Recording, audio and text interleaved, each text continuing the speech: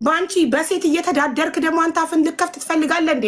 ወንዱን መጀመሪያ እሺ፣ የኔን ስም ሀቢባ የሚለውን ስም ከመጥራት በፊት እንደ ወንድ አባወራ ሆነ ቆፍጣን ብለህ ሰርተ ቤትን አስተዳድር። ሰካራም በዚህ ሰዓት በእርግዝናዋ ሰዓት ከሚስት ጎን ልትቆም በሚገባበት ሰዓት እየሰከርክ በየቦታው ጀግንነት ማለት ሰክሮ ላይቭ ላይ ወጥቶ አፍ መክፈት መሰለ እንዴ? ጀግና ወንድማ ሚስቱ እርጉዞና ብቻዋን ቤት ጥሏት ሄዶ ከጓደኞቹ ጋር አይጠጣም። ሰካራም መጀመሪያ ከሚስትህ ጎን ቁም እሺ። ሚስትክን በሰው እንድትጠላ እንዲህ እንድታለቅስ እያደረካት ያለከው አንተ ነህ። ወንድ ኮንክ ሚስትን ፕሮቴክት አርግ።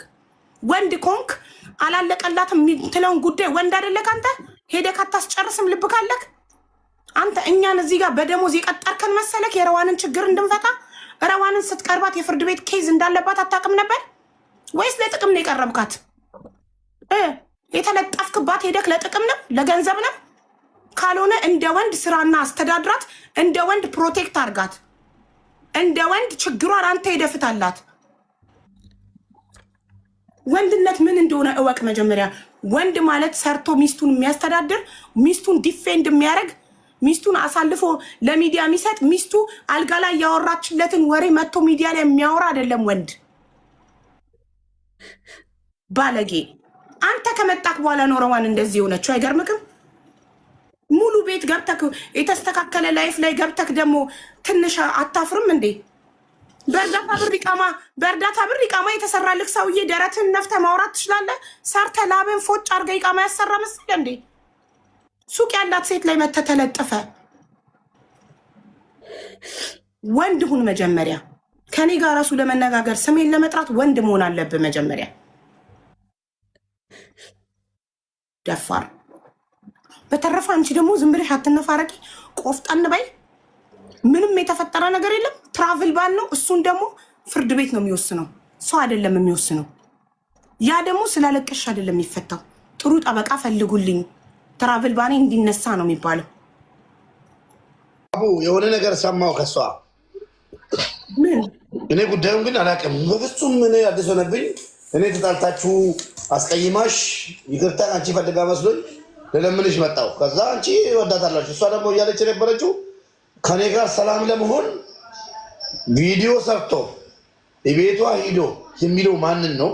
ይቅርታ ጠይቆ ከዛ በኋላ ነው ሰላም የሆነው ስትሰማው ልበል ወይስ? ይኸውልህ እሱ እኔ ጋር ህይወት እድል አንዴ ነው። አንድ ሰው ማንነቱን አንዴ ካሳየኝ እኔ ጋር ሁለተኛ እድል የለም። ልጁ ባለጌነቱን ሳልደርስበት ማንነቱን አሳየኝ። አንደኛ ሀቢባ ተጠቅማለች አለ በረዋን ከተጠቀምኩ ደረሰኝ አምጣልኝ።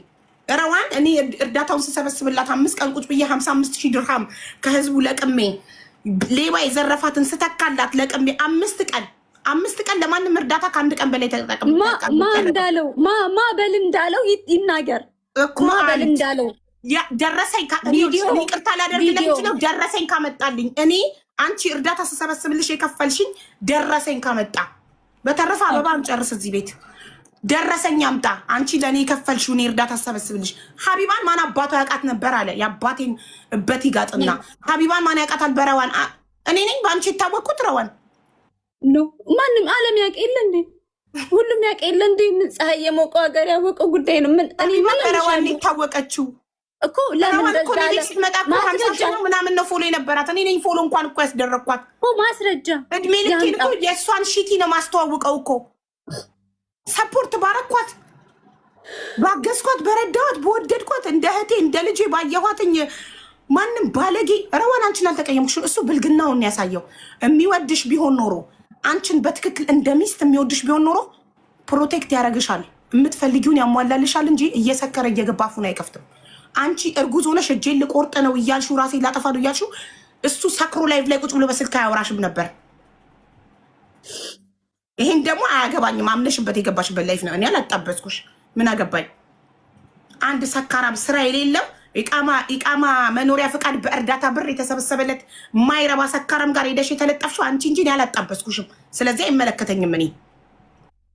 እኔ ባጣብስሽ ኃላፊነቱን ወስድ ነበር። ተጣብስሽ አብረሽ በኋላ ነው የሰማሁት እኔ። ስለዚህ ሀሳብሽን አከበርኩና ኦኬ ብዬ ተቀበልኩ። ምን አገባኝ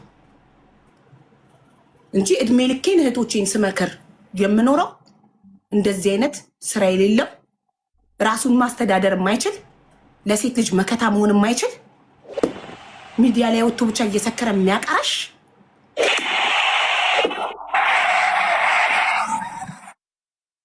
ባለጌ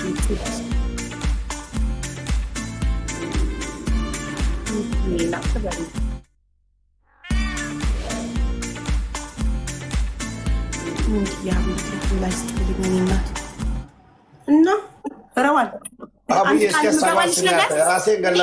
ከአንቺ አፍ ሲወጣ አንቺ ስትሰድቢኝ ብቻ ነው አንቺን የምቀየምሽ። ከአንቺ አፍ ሲወጣ ነው ገባሽ? ከአንቺ አፍ ላልወጣ ነገር መቼም አልቀየምሽም። እወድሻለሁ። አሁንም ከኔ የምትፈልጊው ምንም አይነት እርዳታ ካለ ልረዳሽ ዝግጁ ነኝ። በማንም ሰካራም ባለጌ አንቺን ተቀይሜ ያረዳሽም አልልሽም። የምናግዝሽ ነገር ካለ ሙኒት አለች፣ ታሜ አለ። የምትፈልጊው ከነሱ እርዳታ ካለ ይኸው ህዝቡ ሽማግሌ ሆኖ ይጠይቅልሻል። ሙኒትን አስገቢያ። ትላንትና አብረን ነበርን። ብዙ ነገር ነው የመከረችው፣ ብዙ ነገር ነው ያለችው። እስከ ስንት ሰዓት እነሱ ባለጌ ላይ ሰካራም ላይ ጊዜያቸው የሚያባክኑት ቢመክሩ ቢዘክሩ ይሄ ሰውዬ የለው